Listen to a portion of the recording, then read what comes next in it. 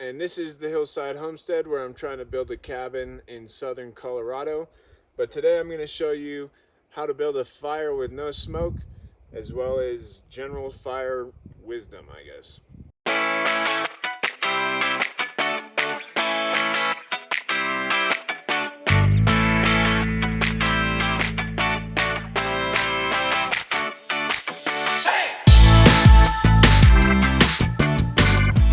Fires are really all about three things.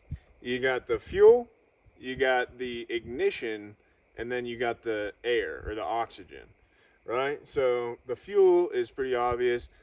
It's the wood. The ignition is the heat or the flame, the spark, whatever you're using to start that combustion.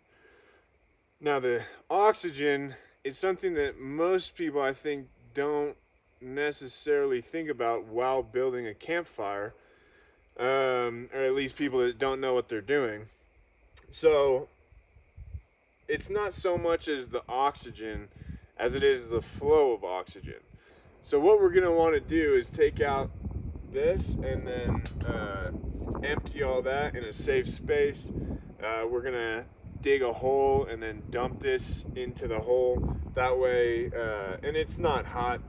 It's been in here for several days with rain, but this stuff can stay hot for several days, so you do want to use caution anytime you deal with this stuff, especially if you're going to put it onto the ground. Make sure there's nothing flammable, and make sure that hole is nice and deep. That way you're not spilling over into the forest floor.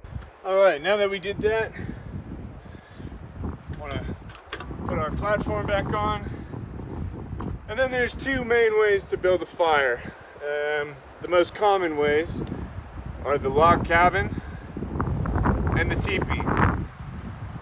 Now both of those are designed for the flame to start in the center on the bottom, have airflow underneath, and work its way up. And that's how you're gonna get a fire with no smoke, is by clearing that underneath. There's a good amount of moisture in here from the rain that happens pretty much every afternoon, but we're gonna see if we can build one to where there's no smoke at all, and I'll explain a little bit more as we go along. These little branches right here that are dead on these trees are great for fire starter because they're off the ground and they dry up real quick. There's hardly any moisture in them. Even if it had just rained earlier or snows on the ground, this will typically be pretty dry unless it's currently raining. It dries out super quick and you can start a fire real easy with it. On both the log cabin and the teepee, you're gonna start with as small as you can get tinder, and then build up from there. So after that, I'll take, a little bit bigger size, then I'll start putting some of my wood chips in there. So I'm not gonna light it yet, but I just wanted to show you all how it kind of works. So you start with the smallest stuff, then you build up a little bit, and you get bigger each time you go up. And I would probably go ahead and start it right now if I was using this fire, and then I'd start it right at the bottom here and let the flame work its way up. So let's go ahead, and now I'm going to show you the log cabin build. So this is a log cabin build. As you can see, you crisscross the layers of it. So you put two perpendicular, then you rotate, two perpendicular, rotate again, two perpendicular, and then you start with that tinder down there as in the last one.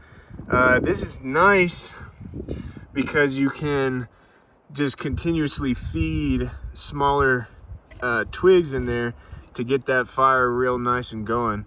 You can also take your medium-sized stuff and just kind of place it right there. That way it burns up. But the benefit to this is that, you know, you could potentially put a cooktop on there, a skillet,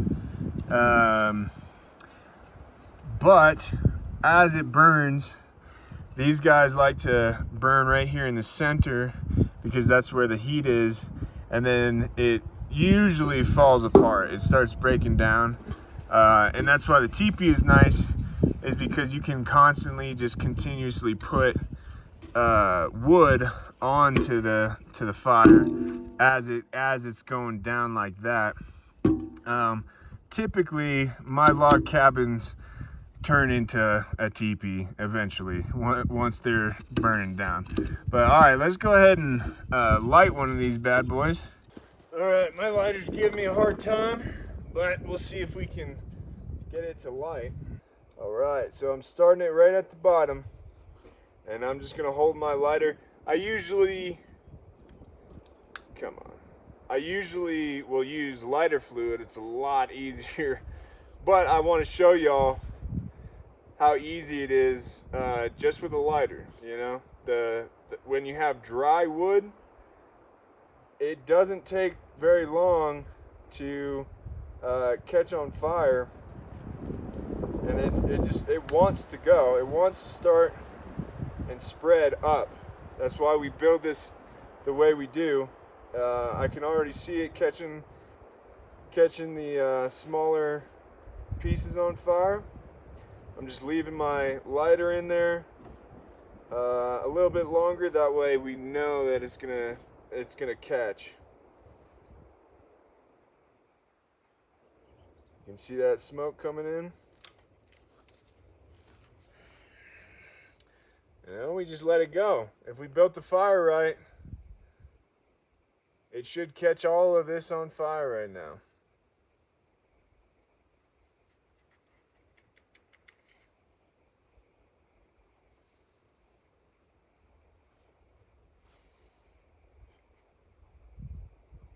It's peaceful out here.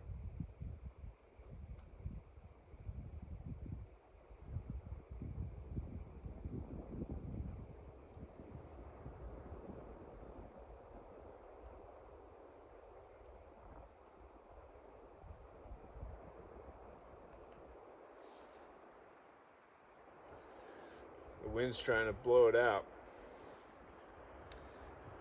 Now the wind is good if you already have a decent fire. It's bad if you're trying to get a fire, because it will blow it out. But I think we're good. There's plenty of flames, plenty of smoke. Smoke is a good sign at first.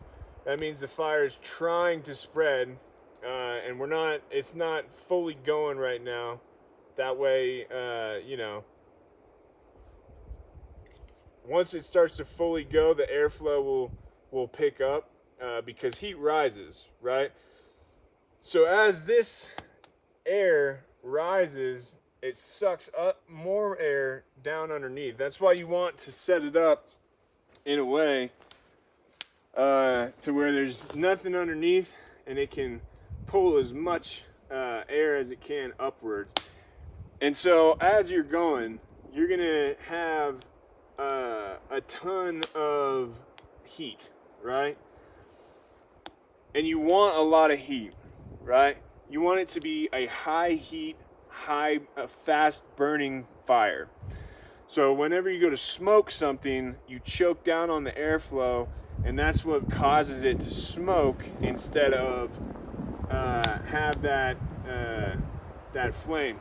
And the logs that you put in a smoker, they're gonna last a lot longer than a fire that you're trying to get with no smoke, right? So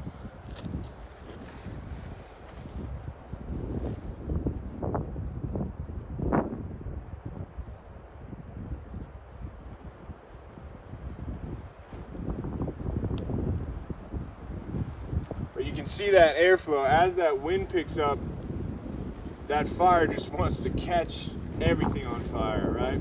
It wants to spread as much as it can, and we built it really nice to where it's coming out on all angles, and that's how you also can get a fast burning fire.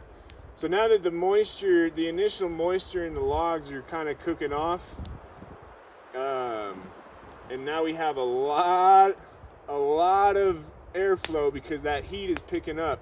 And as that heat picks up, it wants to rise faster and faster and causes that airflow. And that's how you can see that the smoke is disappearing, is because the heat probably just tripled just in the time that I was talking about it. And you know, it's minimal smoke right now. There is smoke, you can't see it on camera, but there is moisture in these logs. I think it might be sap or just some moisture that came in there. Definitely don't want to get this close if you're a child or, you know, a youngling. Yeah. But yeah, that's how you make a fire with no smoke. You try to get as much airflow as possible. Obviously, it's not going to be perfect, but you can definitely minimize it. You know, this is good for sitting around a campfire with friends, to where you're not constantly being hit with smoke all the time and it's not hitting your eyes. I mean, it's coming straight at me right there. Woo. That's a good fire. Oh yeah. Ha. But you see, as that wind picks it up, there's no smoke coming off that thing. As the wind dies down, you see a little bit of smoke just because of that moisture in the logs, which that should go away shortly as the wood cooks off. So all of the wood in the center is pretty much burned through right now. So as what I was saying earlier with the log cabin, it's nice because you can just continuously feed that. And yeah, it's pretty good fire. But yeah, as I was saying, this is nice for sitting around a campfire with friends. That way smoke isn't hitting you, especially if it's cold outside. You want a really good heated fire. But yeah, when the smoke is hitting in your eyes, it's just, you know, it can be really frustrating and leave you waking up with sore eyes. But it's also good for a survival situation.